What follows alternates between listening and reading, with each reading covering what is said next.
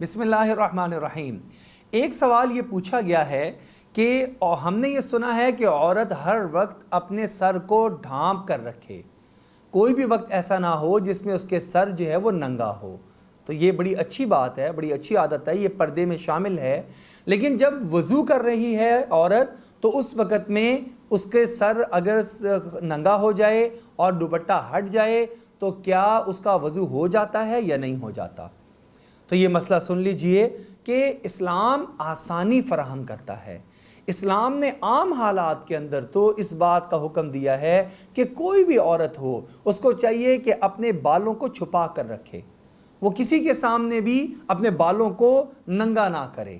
نامحرم کے سامنے تو بالوں کا چھپانا فرض ہے ہی، لیکن اپنے گھر میں بھی رہے، محرم میں بھی رہے، تب بھی حد الامکان اور حد الوسع کوشش کرے کہ اس کے سر کے بال وہ ننگے نہ ہوں، سر ڈھانپ کر رکھے۔ یہ ایک جو شرم اور حیا کی کیفیت ہے۔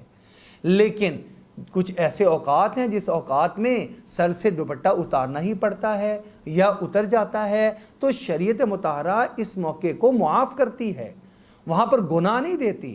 لہٰذا ایک وضو کرنے والی خاتون جب وضو کر رہی ہے، جب وہ منہ کو دھوئے گی اور اپنے ہاتھوں کو دھوئے گی، اس کے بعد سر کو مسح بھی کرے گی تو سر سے دوپٹہ تو اترے گا ہی۔